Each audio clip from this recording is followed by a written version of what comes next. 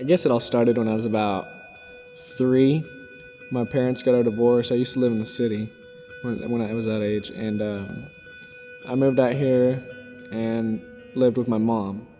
My dad lived in Yukon. I'd see him on weekends and holidays, but it wasn't the father-son relationship that most kids have. Then, when I was 8 years old, I was staying the night at my grandparents'. My mom came in the morning and she was crying. I didn't know what was going on, and she proceeds to tell me that my dad had passed away. And I was horrified. I didn't know what to do. I cried for days.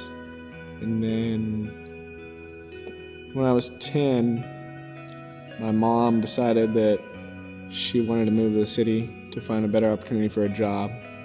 I started to go to school at Moore, and I didn't fit in at all. I was just fighting for acceptance, and I still didn't fit in, no matter what I tried. My mom married my stepdad now, and he's been a blessing in my life. Well, then we moved to Mustang. I got there, and I was fighting for acceptance still. I did anything to fit in. I went through middle school the same way. High school comes around, 9th grade. All my friends start doing drugs, experimenting with marijuana. I wanted to see what all the hype was about, so I tried it, and I was hooked like that. I really liked the feeling it gave me. I fit in with everybody because everybody did it, so I thought. And then my sophomore year, I joined the swim team because my buddies that were smoking weed were on the swim team. We got high on the way to swim. We got high everywhere. One of my buddies on the swim team asked me if I would help him start selling weed.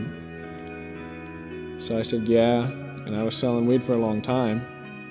One day, I was walking to my car during school, and a buddy of mine was walked into the office with a police officer and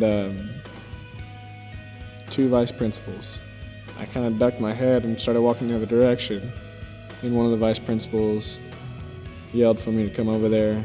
Well, I had a scale in my pocket, and they arrested me. I went to a juvenile correctional center in El Reno for a night. I stayed the night there. It was one of the scariest things I've ever experienced.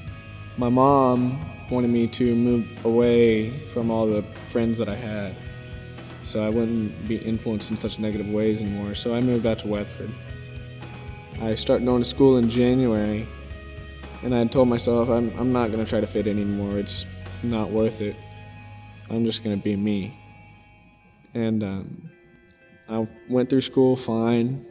Summertime came around, and I was going to parties, drinking alcohol, doing drugs, and I got asked to go to Falls Creek by a couple people. I was like, I don't know if I can get off work. I was making excuses and excuses. I finally was like, oh heck, what can it hurt? I'll go and have fun. I just felt this calling in my heart that was like, man, you really need to start living right and doing right things. So I made the decision to give my will of my life over to my God and Savior, Jesus Christ. Then I get back from Falls Creek, and we were talking about discipleship. So I got a disciple, and I meet with him once a week. We're going through the book of Timothy right now. And being discipled, it teaches me a lot about the Lord, a lot about myself. It's helping me learn how to I guess, grow up. That's where I'm at in my life right now.